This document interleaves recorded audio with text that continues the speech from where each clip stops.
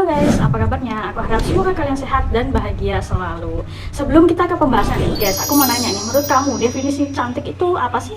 Apakah kalau cantik itu harus kurus, putih, tinggi gitu? Atau mungkin cantik itu harus smart dan berkacamata? Sebenarnya definisi cantik itu relatif ya guys ya, karena cantik itu kan beda-beda di tiap orang. Apalagi nih kalau kita nemuin pasangan yang tepat nih, yang menganggap kita itu udah cantik banget buat dirinya. Wah, itu pasti bakalan kelepek-kelepek ya. Tapi apapun itu ya guys ya, yang paling penting tuh kita harus bersyukur atas apa yang udah Tuhan kasih ke kita. Mau apapun warna kulit kita, mau gimana pun bentuk kita harus tetap bersyukur. Nah, yang jadi masalah nih guys ya, kalau misal kita tuh merasa diri kita tuh selalu kurang, terus kita berusaha buat merubah apa yang udah Tuhan kasih ke kita.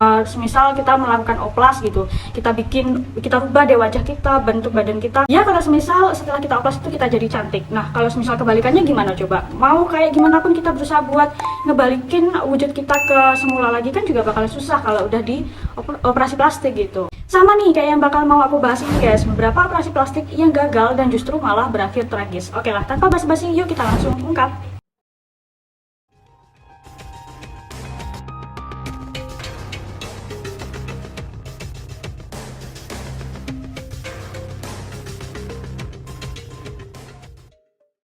Di kasus pertama ini, kasus operasi plastik yang gagal ini dialami oleh seorang ibu muda yang ya bisa dibilang kehidupannya tuh sempurna guys. Karena apa? Dia itu punya suami kaya, ganteng, ditambah lagi wajah ibu muda ini juga cantik, terus bodinya juga bagus, ditambah dia juga punya anak yang sangat imut. Kurang apa lagi coba? Ibu rumah tangga ini tuh bernama Jocelyn Wildenstein. Sayangnya kehidupan sempurnanya ini tuh harus berakhir dengan tragis. Karena apa? Dia itu memergoki suaminya sedang selingkuh dengan seorang model muda. Ya, suaminya itu ternyata doyan sama daun muda.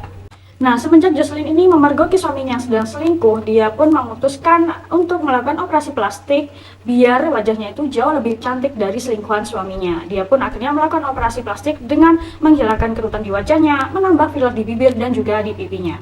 Tapi sayang guys, kenapa? Karena hasil akhirnya itu benar-benar nggak bikin dia puas. Justru malah membuat wajahnya itu seperti kucing. Dan akhirnya dari sini dia pun dapat banyak cibiran sana-sini dan dijuluki dengan Catwoman. Tragisnya lagi guys, setelah dia melakukan operasi, Jocelyn ini pun diceraikan oleh suaminya karena suaminya itu takut melihat wajahnya yang menyeramkan. Aduh, kasihan banget ya Jocelyn ini tuh. Padahal sebenarnya niat hatinya dia tuh gimana caranya biar bisa ngerebut hati suaminya lagi, tapi malah jadinya runyam, ditambah dia malah diceraiin pula sama suaminya. Padahal ini tuh emang sebenarnya dasar suaminya yang jahanam ya guys ya. Menurut aku sih seharusnya Jocelyn tuh nggak perlu melakukan oplas guys. Kalau memang udah dasarnya suaminya yang brengsek, ya udah tinggalin aja. Ngapain dia mesti oplas? Kan nggak ada yang kurang juga dari dia itu. Dia udah cantik, bodinya udah bagus ya kan? Kurang apa lagi coba? Nggak perlu oplas gitu, tinggalin aja. Atau mungkin kalau memang dia mau balas dendam nih, ya balas dendamnya dengan cara yang anggun dong. Kayak gimana ya? Dia kumpulin uang sebanyak-banyaknya, dia perkaya dirinya biar kehidupannya itu jauh lebih kaya dari suaminya, terus dia jatuhin deh tuh bisnis suaminya buat suaminya itu miskin dari hasil kekayaan yang dia punya gitu kan. Itu anggun banget, kenapa harus mesti oplas gitu ya nggak sih guys? Kalau kalian nih netizen, gimana menurut kalian? Mungkin kalian punya ide lain buat balas dendam si Jocelyn ini ke suaminya? Tinggalin komentar kalian di bawah ya.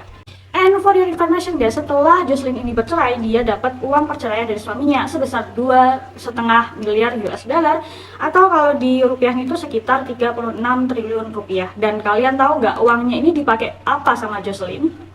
Nah, uang yang didapatkan dari hasil perceraian ini justru dia pakai buat operasi lagi guys. Lagi-lagi dia melakukan operasi setelah dia itu dapat wajah yang nggak sesuai sama yang diharapkan. Dan total dia melakukan operasi ini tuh sebanyak 7 kali. Alhasil, uang yang didapatkan ini pun akhirnya lama-lama habis dong. Ditambah dia juga nggak kerja.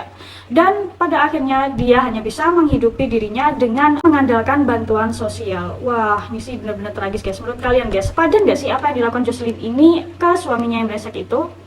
Tulis komentar kalian di bawah.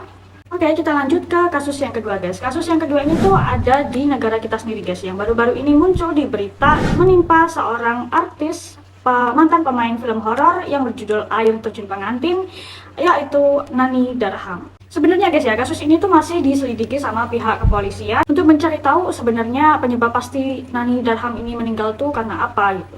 Nani Darham dinyatakan meninggal dunia pada 21 Oktober 2023 saat baru saja sampai di rumah sakit daerah Barito.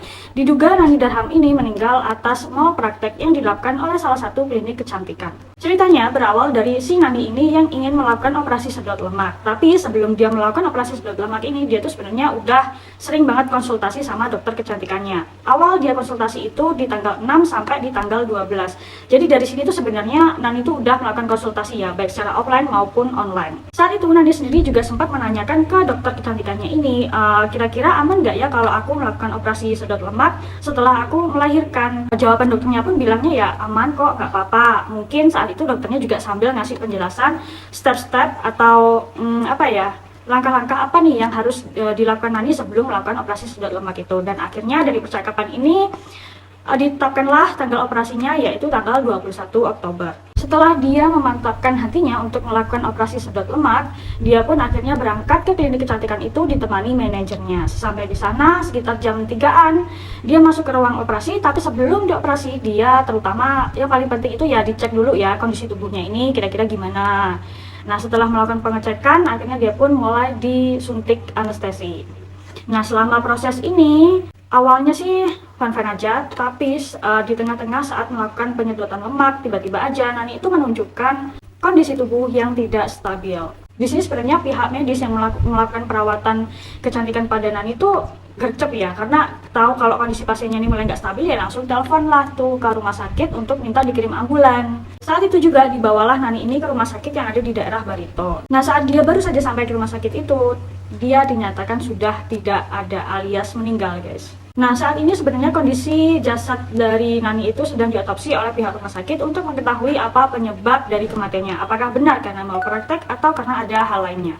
Ya, kita berdoa ya guys ya, semoga almarhumah Mbak Nani ini diterima dan tenang di alam sana. Amin.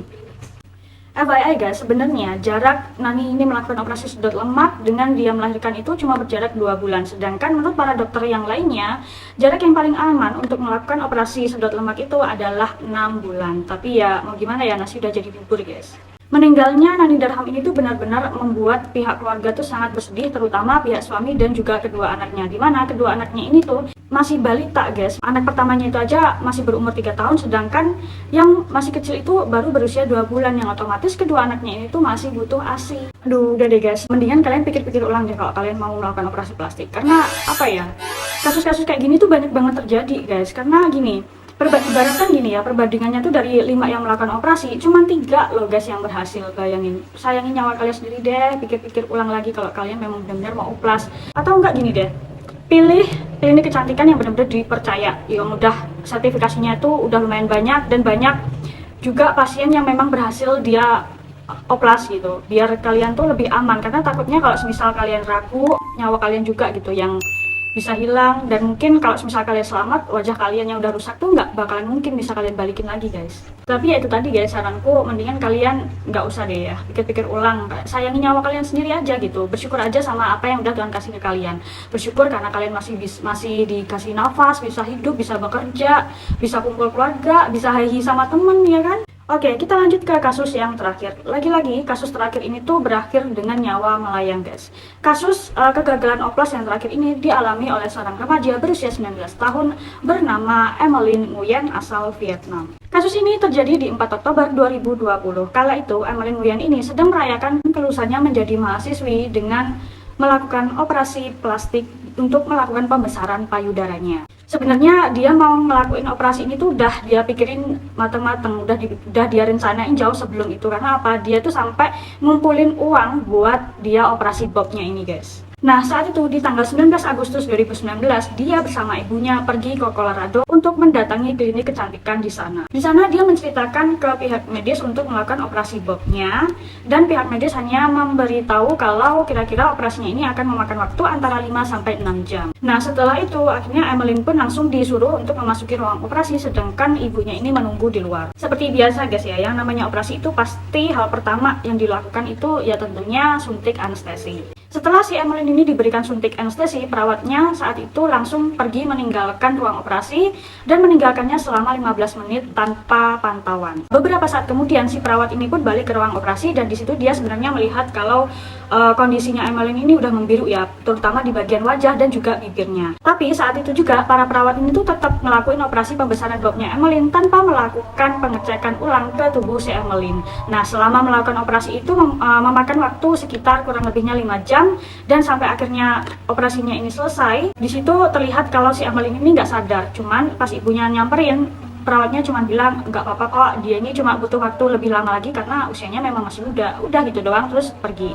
Nah, setelah ditunggu-tunggu nih 2 jam kok nggak sadar-sadar, barulah si perawat yang menyuntikkan anestesi ini mulai panik dan langsung menelpon ambulans. Dia bilang ke pihak medis gini, dia nggak sadar, kita udah periksa kok scar glow-nya itu antara 6 sampai 7. For your information guys, Glass Glow Scale atau GCS itu adalah skala yang dipakai untuk mengukur kesadaran si pasien. Nah, pasien yang dinyatakan koma itu ada di skor antara 3 sampai 8. Nah, petugas medis yang ditelepon tadi itu langsung melakukan pertolongan darurat dengan melakukan CPR. Nah, selama di CPR itu, kok Emeline tetap nggak bangun-bangun nih. Dari situ Emeline pun akhirnya langsung dibawa ke rumah sakit. Dan selama diperiksa, Emeline ini sudah mengalami henti jantung sebanyak 2 kali. Ditambah, Emeline ini ternyata sudah mengalami kerusakan otak saat dia sedang dioperasi pembesaran payudaranya. Gara-gara hal ini, akhirnya pihak keluarga pun melaporkan perawat yang bernama Rick Miller ini ke pihak polisi karena dianggap sudah teledor dalam menangani pasien. Akibat kejadian itu, Emeline pun koma selama 14 bulan, sampai akhirnya dia dinyatakan meninggal pada 4 Oktober 2020 setelah beberapa kali mengalami henti jantung selama 24 jam. Tragis banget guys nasibnya Emeline ini. Cuman gara-gara perawat yang menanganinya ini lalai, nggak mantau dia setelah melakukan anestesi, akhirnya dia bisa sampai koma selama 1 tahun lebih. Nah, dari sini kan akhirnya kita bertanya-tanya dong, sebenarnya resiko apa aja sih yang bakalan kita alamin kalau kita tuh setelah melakukan operasi gitu. Nah, efek samping yang pertama ini guys, kalian itu bisa aja dapat efek samping karena anestesi. Anestesi ini kan sebenarnya dipakai biar kita tuh nggak merasakan sakit ketika kita mau operasi kan. Tapi di sini anestesi juga punya efek samping guys. Efek samping ini pun juga berbeda-beda di tiap orang karena daya tahan tubuh seseorang kan juga beda-beda. Nah, efek samping dari anestesi itu sendiri adalah yang pertama, kamu itu bisa aja mengalami stroke, terus infeksi paru, dan yang paling parahnya kalian bisa terkena serangan jantung. Makanya kan pihak medis kalau sebelum melakukan operasi untuk pasiennya tuh pasti dicek dulu nih kondisi badannya, dan ditakar juga nih berapa sih dosis yang pas, yang aman buat si pasiennya ini. Jadi nggak asal nyuntikin anestesi gitu, enggak guys. Terus kemungkinan yang kedua nih, setelah kalian melakukan operasi bisa aja kalian tuh mengalami pendarahan dan juga hematoma. Pendarahan tuh bisa juga loh dialami sama pasien yang habis melakukan operasi, apalagi kalau nggak ditangani dengan cepat. Karena apa? Penanganan yang lambat ini akan membuat pasien itu mengalami hematoma yang bisa berakibat fatal dan juga bisa mengalami komplikasi hingga hilang nyawa. Hematoma itu sendiri sebenarnya terlihat kayak memar, tapi sebenarnya itu adalah kantong darah yang menggumpal. Nah, yang ketiga yang paling umum terjadi setelah melakukan operasi itu adalah bekas luka. Iya guys, yang namanya operasi itu kan pasti ada beberapa bagian yang harus disayat ya kan. Nah, bekas sayatan itu nanti kan dijahit lagi. Nah, jahitannya itu kan nanti pasti bakal ninggalin bekas luka nih. Apa sih kalau sekarang namanya stretching ya kan, bakal ninggalin stretching di tubuh kalian. Nah, stretching itu sendiri kan susah ya ditutupin, kecuali kalau kalian mau nih ngeluarin uang lebih buat perawatan biar stretching kalian ini tuh bisa pudar gitu.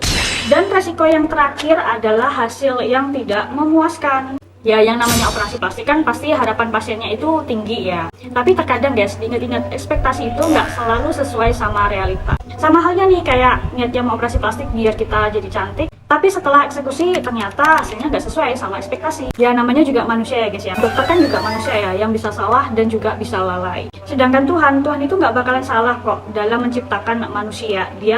Tuhan akan menciptakan semua manusia itu sesuai sama porsinya, sesuai sama bentuknya, warna kulitnya. Ya yang namanya manusia kadang nggak bersyukur ya, dia selalu merasa kurang sama dirinya. Terus dia juga kadang tuh nggak ngerti gitu apa maksud dan tujuan Tuhan itu menciptakan manusia tuh berbeda-beda. Nah, dari kasus yang udah aku ceritain barusan nih guys, apakah kalian masih pengen tetap oplas? Coba deh, tolong komentar kalian, kita diskusi di bawah ya. Kalian itu cantik kok guys, nggak usah deh syukur segala. Cintai kekurangan kamu aja, cintai diri kamu sendiri, syukuri apa yang kamu punya sekarang. Jangan sampai kamu itu melakukan sesuatu hal yang bikin kamu menyesal di kemudian hari. Apalagi kan waktu nggak bisa diputar mundur. Kalau kalian kepengen banget cantik, ya daripada oplas, mendingan kalian beli skincare nggak sih? Toh zaman sekarang skincare juga udah banyak banget yang bagus-bagus. Tapi ingat, beli skincare-nya jangan yang abal-abal, karena kalau beli yang abal-abal ya sama aja bohong dong. Oke lah guys, sekian dulu pembahasan dari aku. Semoga kalian suka sama video ini. share ke teman-teman kalian. Jangan lupa follow media sosialku di bawah dan juga subscribe. Buat yang belum, tolong pencet subscribe-nya kalau udah. Terima kasih banyak guys. Mohon maaf jika ada salah-salah kata. Sampai jumpa di video-video menarik berikutnya. Stay safe and bye-bye.